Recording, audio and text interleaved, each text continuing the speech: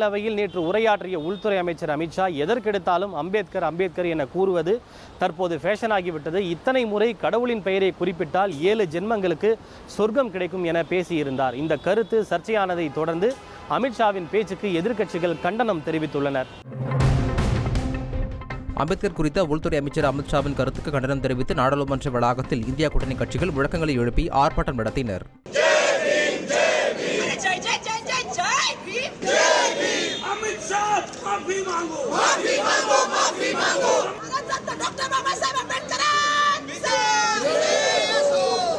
இன்று கூட்டம் தொடங்கியவுடன் நாடாளுமன்றத்தில் இரு அவைகளிலும் அமித்ஷாவின் சர்ச்சை கருத்தை முன்வைத்து எதிர்க்கட்சிகள் கடும் அமளியில் ஈடுபட்டனர்.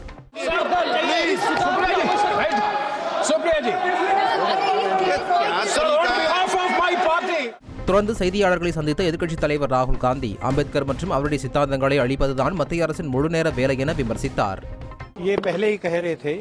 அமித்ஷாவின் பேச்சு அரசியல் அமைப்புக்கு எதிரானது. அவர்கள் அம்பேத்கர் மற்றும் அவரது சித்தாந்தத்திற்கு எதிரானவர்கள். அரசியல் சாசனத்தையும் அம்பேத்கர் செய்த பணியையும் முடிப்பதே அவர்களின் ஒரே வேலை. இதேபோல் மக்களை பற்றியும் அரசியல் சட்டத்தின் பாதுகாப்பு பற்றியும் கவலைப்படுவோர் புரட்சியாளர் அம்பேத்கர் பெயரைத்தான் சொல்வார்கள் என முதலமைச்சர் ஸ்டாலின் தெரிவித்துள்ளார். இதனிடையே பிற்பகல் மீண்டும் நாடாளுமன்றம் கூடியதும் அமித்ஷா பதவி விலக வேண்டும் என எதிர்க்கட்சிகள் தொடர் அமளியில் ஈடுபட்டதால் இரு அவைகளும் நாள் முழுமைக்கும் ஒத்திவைக்கப்பட்டன. இந்நிலையில் தாங்கள் அம்பேத்கருக்கு எதிரானவர்கள் இல்லை எனவும் தனது பேச்சின் ஒரு பகுதியை மட்டும் வைத்து குறை சொல்வதாகவும் அமித்ஷா விளக்கமளித்துள்ளார்.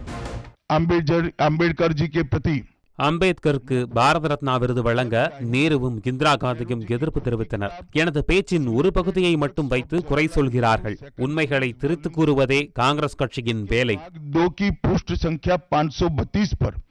யாரோ சிலருக்கு அம்பேத்கர் பெயர் ஒவ்வாமையாக இருக்கலாம் என குறிப்பிட்டுள்ள தாவேக தலைவர் விஜய் தங்கள் கொள்கை தலைவரை அவமதிப்பதை ஏற்றுக்கொள்ள முடியாது என குறிப்பிட்டுள்ளார்.